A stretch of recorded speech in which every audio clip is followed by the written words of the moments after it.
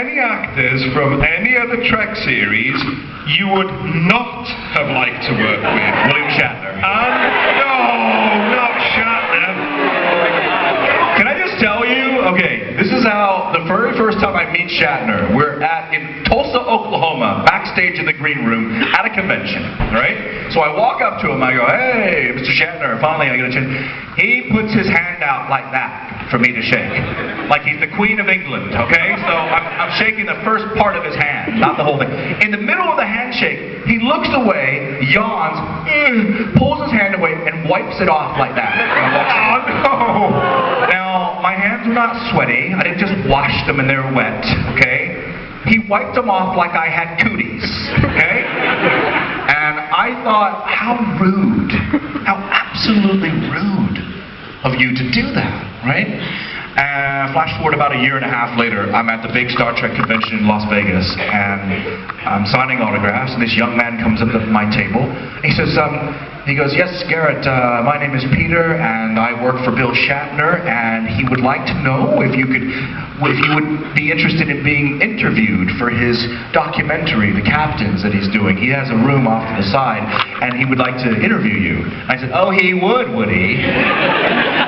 He goes, "Well, by your tone of voice, I feel that you are upset about something." I go, "Oh yeah, I am." I told him the whole thing, right? Queen of England, cooties, everything. And he goes, "Well, I guess that means you won't be interviewed." I take it. I said, No, I'll be interviewed. Let's go. March on over there, walk in. Shatner's sitting there like this, the room lights are down, and I come in, he's like, "Oh, hey, nice to meet you, Bill Shatner." I said, "Oh, no, I met you already, Bill," like that. And I explained the whole thing to him in detail. And I said, "And then you pulled your hand away, and you wiped it off, like I had cooties. What's that?" And he goes, "What? I did that? Me? I don't know, maybe I was sick, maybe I was ill, maybe I had food poisoning. Why?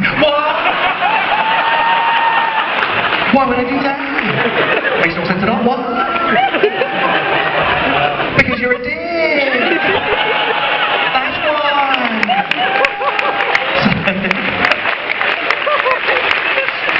Here's the thing.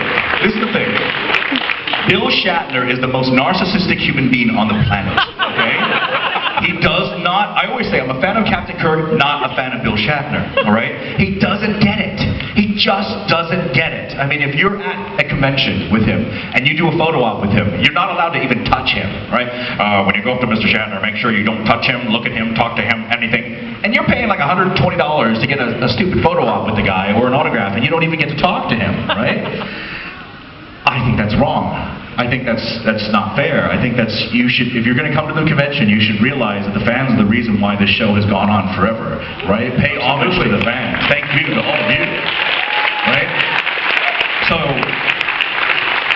he doesn't get it. And usually when people are assholes, by the time they're in their 50s or 60s, they have this little light bulb that goes on, right? And I'm still waiting for Shatner to have that Ebenezer Scrooge moment where the ghosts of Christmas past and present and future come visit him, and he's just like, "Where's Tiny Tim? Why?"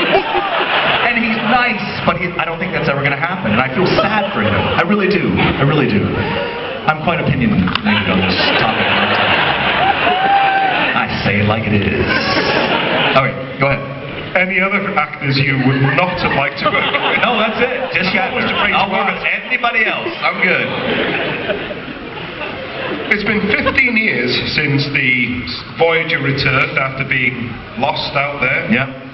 What do you think Harry would be doing 15 years later?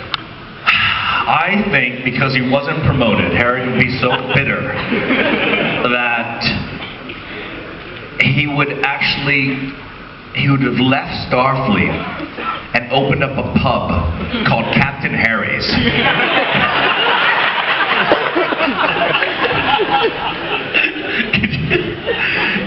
Okay.